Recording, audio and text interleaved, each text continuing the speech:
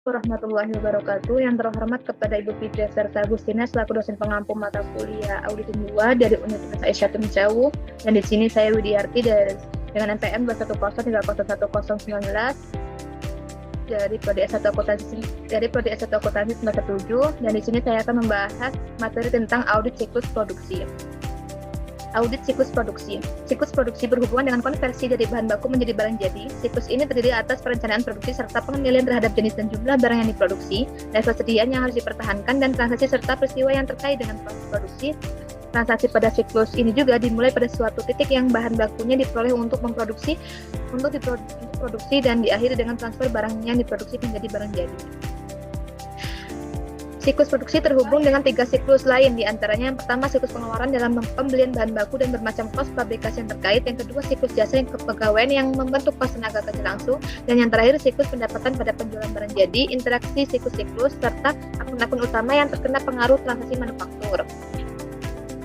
Dan di sini tujuan audit itu ada 2. Yang pertama tujuan audit golongan transaksi terkait dengan transaksi produksi dan harga pokok penjualan. Yang kedua tujuan audit saldo akun terkait persediaan.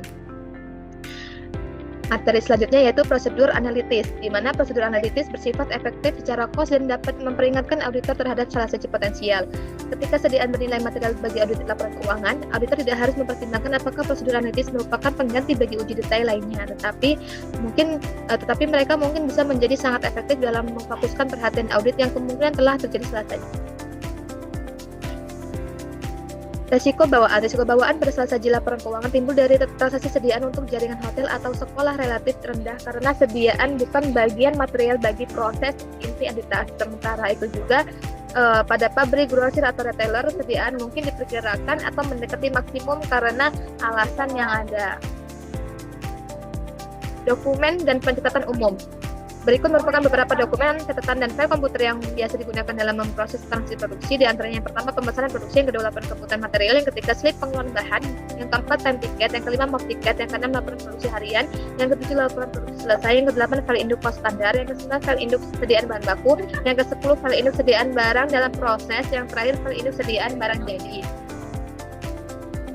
Fungsi dan pengendalian terkait pelaksanaan dan pencatatan transaksi manufaktur serta pengamanan sediaan melibatkan transaksi manufaktur. Di antaranya yang pertama itu ada inisiasi produksi, terdapat perencanaan dan pengawasan produksi. Yang kedua pengolahan sediaan, terdapat pengeluaran bahan baku, memproduksi barang dalam kegiatan produksi, mentransfer pekerjaan yang sudah selesai ke barang jadi, dan melindungi sediaan. Yang ketiga mencatat transaksi manufaktur dan sediaan, terdapat menentukan dan mencatat kos produksi. Yang kedua mempertahankan kebenaran saldo sediaan. Materi selanjutnya yaitu inisiasi atau pemulaian produksi. Terdapat perencanaan dan pengawasan produksi, di mana otorisasi produksi muncul pada Departemen Perencanaan Produksi dan Pengendalian berdasarkan pemesanan yang diterima dari pelanggaran atau analisis ramalan penjualan dan kebutuhan sediaan. Perencanaan juga dan pengendalian produksi juga bertanggung jawab untuk mengawasi pemakaian bahan baku dan tenaga kerja serta melacak perkembangan pemesanan produksi sampai produksi selesai dan ditransfer ke barang jadi.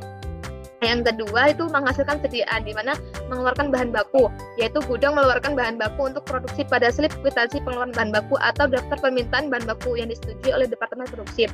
Slip tersebut menunjukkan jumlah dan tipe bahan baku yang diminta dan nomor pemesanan produksi yang diminta untuk ditagih. Yang kedua itu memproses barang dalam kegiatan produksi. Tenaga kerja yang digunakan untuk pemesanan produksi tertentu dicatat pada time ticket.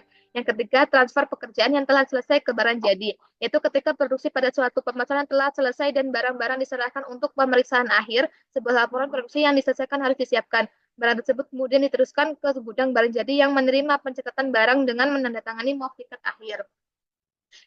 Yang terakhir yaitu melindungi atau menjaga sediaan. Sediaan manufaktur sangat rawan akan pencurian dan kerusakan. Perlindungan barang dalam proses difasilitasi melalui pengawasan area produksi oleh petugas supervisor dan keamanan pabrik, penanaman barang, penamaan barang, dan penggunaan mop ticket bernomor untuk mengontrol transfer barang dalam proses lewat pabrik.